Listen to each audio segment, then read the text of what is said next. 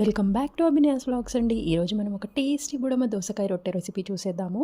ఇక్కడ మేము 2 దోసకాయలు తీసుకున్నామండి. ముందుగా పీసెస్ కట్ చేసుకొని దాన్ని గ్రేట్ చేసి పెట్టుకోవాలి. గ్రేట్ చేసుకున్నాక దీనిలోకి శనగపప్పు అండ్ పెసరపప్పు అందాదగా పప్పులు తీసుకొని వాష్ చేసుకొని దీనిలోకి యాడ్ చేసేసుకోవాలి. ఇప్పుడు దీనిలోకి మనం ఒక 2 టీ స్పూన్స్ ఆఫ్ కారపొడి, అలాగే తగినంత ఉప్పు యాడ్ చేసుకోవాలి. దీనిలోకి అల్లం వెల్లుల్లి పేస్ట్ అండ్ కొద్దిగా వేయించిన నువ్వులు, అలాగే పసుపు అండ్ కొద్దిగా జీలకర్ర కూడా యాడ్ చేసి పెట్టుకోవాలి. ఇలా అన్నీ వేసుకున్నాక మనం మంచిగా మిక్స్ చేసుకోవాలండి. ఇలా మిక్స్ చేసిన మిశ్రమాన్ని మనం ఒక 1 to 2 అవర్స్ రెస్ట్కి ఇవ్వాలి.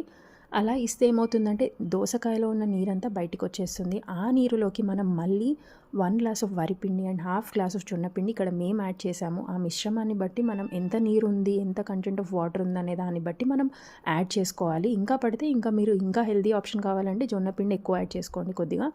ఇలా యాడ్ చేశాక మనకి ఒక రొట్టె చేసుకునే విధంగా ఇలా ఒక ముద్దలాగా ఫామ్ అవ్వాలి. సో ముందుగా మనం ఇలా ప్రిపరేషన్ చేసి పెట్టుకోవాలండి. ఒక రేకు తీసుకోవాలి. ఆ రేకు మీద ఈ ఈ యొక్క మిక్స్చర్ని మొత్తం స్ప్రెడ్ చేసుకోవాలి.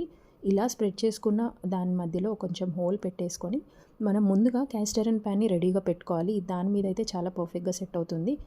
ఇందాక మనం ప్రిపేర్ చేసుకున్న రొట్టెని ఇలా రేకుతో సహా ఈ క్యాస్ట్ ఐరన్ ప్యాన్ మీద ఆల్రెడీ ప్రీహీట్ చేసుకున్నామండి. ఆ ప్యాన్ మీద మనము మీడియం ఫ్లేమ్లో కాల్చుకోవాలి దీన్ని. ఇలా రేకు తీసేస్తే మనకి టెక్స్చర్ అనేది ఇలా ఉంటుంది. ఇది 2 వైపులా కాల్చుకోవాలి. ఇక ఈ రొట్టెని పెరుగుతో అండ్ నెయ్యితో సర్వ్ చేసుకోవడమే అండి. Do try this recipe and don't forget to subscribe my channel.